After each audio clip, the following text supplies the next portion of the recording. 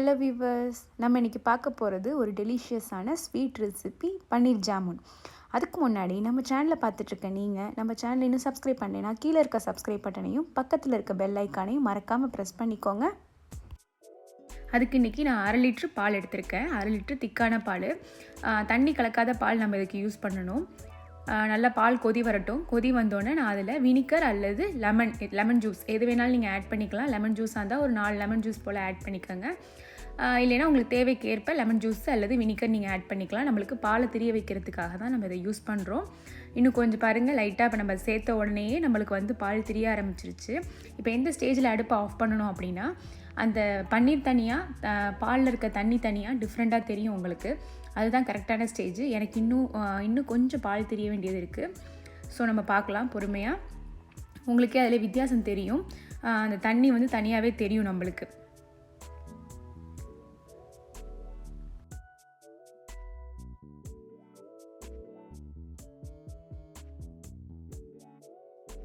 இப்போ பாருங்கள், நல்லா அந்த தண்ணி தெரியுது பார்த்தீங்களா? இவ்வளோ நேரம் பால் தான் லைட்டாக தெரிஞ்சிட்டு இருந்துச்சு. இப்போ தண்ணி வந்து தெரியுது நல்லாவே. இது வந்து பிகினர்ஸ்க்கு கண்டிப்பாக இது யூஸ்ஃபுல்லாக இருக்கும் இந்த டிப்ஸு.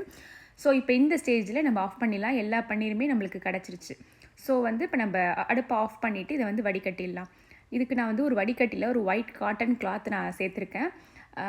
அதில் வந்து நம்ம ரெடி பண்ணி வச்சுருக்க அந்த பன்னீர் இருக்கு இல்லையா, அதை வந்து நம்ம ஊற்றிக்கலாம். நம்ம வந்து பன்னீரை மட்டும்தான் யூஸ் பண்ண போகிறோம், தண்ணி வந்து நம்ம யூஸ் பண்ண போகிறதில்ல. ஸோ நல்லா வந்து வடிகட்டிக்கலாம்.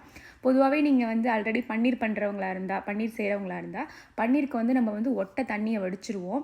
ஆனால் வந்து இந்த மாதிரி நம்ம வந்து ஸ்வீட் ரெசிபீஸ் பண்ணுறப்ப அதுக்கு வந்து லைட்டாக அந்த தண்ணி வந்து லைட்டாக இருக்கணும், ஈரப்பதம் வந்து கொஞ்சம் லைட்டாக இருக்கணும்.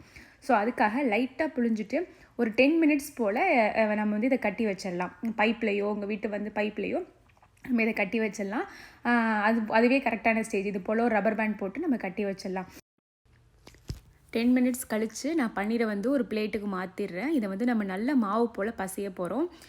10 மினிட்ஸ் போதும். ஏன்னா வந்து ஈரப்பதம் லைட்டாக இருக்கணும். இல்லைன்னா வந்து நம்மளோட அந்த ஸ்வீட் வந்து பன்னீர் ஜாமுன் வந்து ரொம்ப ஹார்டாகிடும். சாஃப்டாக இருக்காது, ஹார்டாகிடும். ரொம்ப தண்ணியை ஒட்ட வடிகட்டிட்டீங்க அப்படின்னா அது வந்து ரொம்ப ஹார்டாகிடும் பன்னீர் ஜாமுன். ஸோ லைட்டாக அந்த ஈரப்பதம் இருந்தால் தான் நம்மளுக்கு சாஃப்ட்னஸ் கொடுக்கும். இது கூட நான் 1 டேபிள் ஸ்பூன் கார்ன்ஃப்ளவர் மாவு ஆட் பண்ணியிருக்கேன். அடுத்து இது கூடவே 1 டேபிள் ஸ்பூன் அளவுக்கு மில்க் பவுடர், பால் பவுடர் ஆட் பண்ணி நல்லா எல்லாத்தையும் ஒன்றா மாவு போல், சப்பாத்தி மாவு போல் நல்லா பசைஞ்சு விடணும். நம்ம ஒரு 10 நிமிஷம் வரைக்கும் நீங்கள் தொடர்ந்து பசைஞ்சிக்கிட்டே இருந்தீங்க அப்படின்னா தான் நம்மளுக்கு வந்து எல்லாமே பைண்ட் ஆகி ஒன்றா ஒரு சாஃப்டான ஒரு நம்மளுக்கு வந்து மாவு கிடைக்கும். ஸோ 10 நிமிஷம் வரைக்கும் நல்லா நம்ம இதை மசிச்சு விடலாம். நல்லா உங்கள் உள்ளங்கையை வச்சு இந்த மாதிரி நல்லா நம்ம தேய்ச்சி அந்த பன்னீரை வந்து பசைஞ்சாதான் கரெக்டாக அந்த பன்னீர் வந்து ஒரு சாஃப்டான மாவாக நம்மளுக்கு கிடைக்கும். நார்மலாக சப்பாத்தி மாவு மாதிரி செய்யாமல் நம்ம வந்து நார்மலாக அந்த மாதிரி உள்ளங்கையை வச்சு நல்லா தேய்ச்சி நம்ம வந்து அந்த மாவை ரெடி பண்ணணும். 10 நிமிஷம் போதும். இப்போ நான் அடுத்து ஃபுட் கலர்ஸ் சேர்த்துருக்கேன், 2 ட்ராப்ஸ். இது வந்து பிங்க் கலர் கொடுக்கும். நீங்கள் வந்து இதை சூப்பர் மார்க்கெட்டில் இங்கே கேக் பண்ணுறதுக்கான சப்ளைஸ் எங்கெங்கெல்லாம் கிடைக்குமோ அங்கெல்லாம் வந்து இந்த மாதிரி ஃபுட் கலர் ஜெல் கிடைக்கும், நீங்கள் வாங்கிக்கலாம்.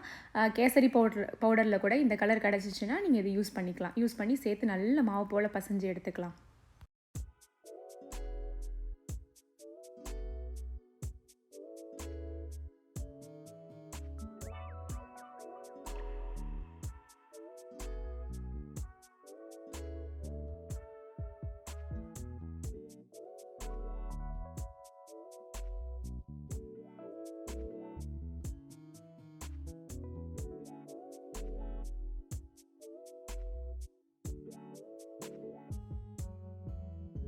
இப்போ நம்மளோட மாவு ரெடி ஆகிடுச்சு. இதுலேருந்து குட்டி குட்டி பீஸாக எடுத்து நம்ம வந்து நீட்டு வாக்கில் உருட்டிக்கலாம். அதாவது அந்த பன்னீர் ஜாமுன் ஷேப் இருக்கும் இல்லையா, அந்த ஷேப்பில் உருட்டிக்கலாம். உங்களுக்கு ரவுண்ட் ஷேப்பில் வேணும்னு நீங்கள் ஆசைப்பட்டால் கூட நீங்கள் அந்த ஷேப்பில் கூட உருட்டிக்கலாம். இது போல் எல்லாத்தையுமே நம்ம வந்து குட்டி குட்டி ஷேப்பாக உருட்டி எடுத்து வச்சுக்கலாம்.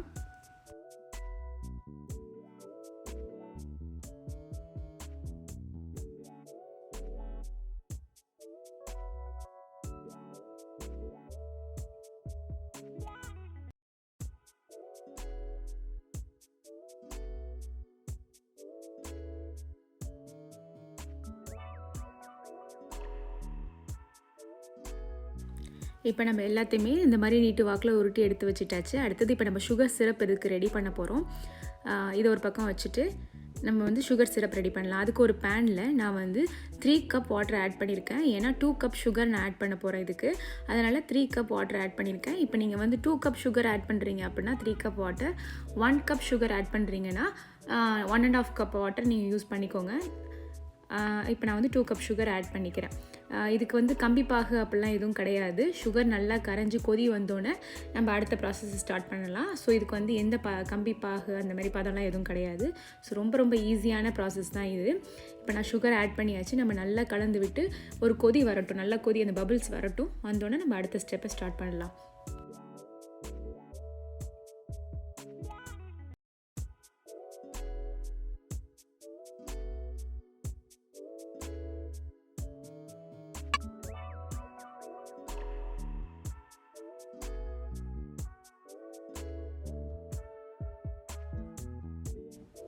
நல்லா கொதி வந்துருச்சு.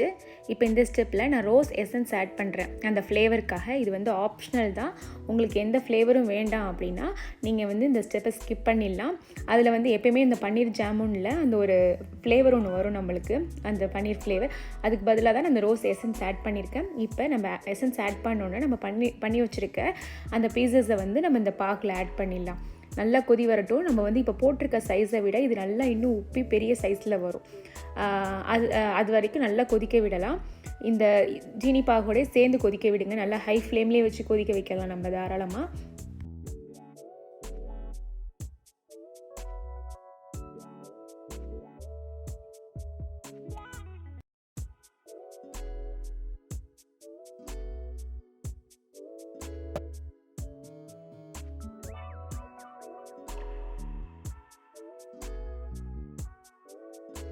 இப்போ பார்த்தீங்கன்னா 10 நிமிஷம் நல்லா கொதிச்சிருக்கு அந்த ஜீனி பாகில்.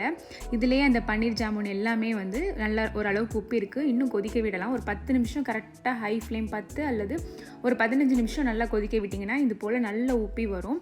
உப்பி வந்ததுக்கப்புறமா நம்ம அடுப்பை ஆஃப் பண்ணி மூடி வச்சிடலாம். நம்ம உடனே எடுத்து சர்வ் பண்ண முடியாது. ஏன்னா குறைஞ்சது இந்த ஜீனி பாகிலே குறைஞ்சது ஒரு 3 அல்லது 4 மணி நேரம், குறைஞ்சபட்சம் 3 மணி நேரம் ஊறினாலே போதும். நல்லா அந்த சுகர் சிரப் எல்லாமே பன்னீர் ஜாமுனுக்குள்ளார இறங்கி நல்ல டேஸ்ட் கொடுக்கும். இல்லைன்னா வந்து வெளியில் ஸ்வீட்டாக இருக்கும், உள்ளே வந்து சப்புன்னு இருக்கும். ஸோ அதுக்காக தான் 3 மணி நேரம் ஊற வைக்கணும். அடுப்பை ஆஃப் பண்ணிவிட்டு அந்த சுகர் சிரப்லேயே 3 மணி நேரம் ஊற வச்சு நம்ம சர்வ் பண்ணலாம். இந்த ரெசிபி வீடியோ உங்களுக்கு பிடிச்சிருக்கும்னு நினைக்கிறேன். பிடிச்சிருந்தா கீழே இருக்க லைக் பட்டனை கிளிக் பண்ணுங்கள். குக் பண்ண விரும்புகிறவங்களுக்கு இந்த ரெசிபி வீடியோவை ஷேர் பண்ணுங்கள். நீங்களும் மறக்காமல் உங்கள் வீட்டில் இந்த ரெசிபியை செஞ்சு பார்த்து எவ்வளோ டேஸ்ட்டாக அண்ட் ஈஸியாக இருக்குது அப்படிங்கிறத கமெண்ட் செக்ஷனில் எங்களுக்கு சொல்லுங்கள்.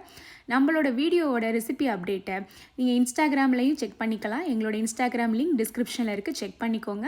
நம்மளோட பன்னீர் குலோப் ஜாமுன் எவ்வளோ சாஃப்டாக வந்திருக்கு பார்த்தீங்களா? நல்லா வந்து சாஃப்டாக ஜூஸியாக இருக்குது. கண்டிப்பாக இதை உங்கள் வீட்டில் செஞ்சு பாருங்கள். அப்புறம் நம்ம சேனலை இது வரைக்கும் சப்ஸ்கிரைப் பண்ணல அப்படின்னா கீழே இருக்க சப்ஸ்கிரைப் பட்டனையும் பக்கத்தில் இருக்க பெல் ஐக்கானையும் மறக்காமல் ப்ரெஸ் பண்ணிக்கோங்க. அப்போ தான் எங்கள் நியூ வீடியோட நோட்டிஃபிகேஷன் உங்களுக்கு எல்லாமே வரும். சுவையான உணவை சுலபமாக செய்ய நம்ம சேனலை தொடர்ந்து பாருங்கள்.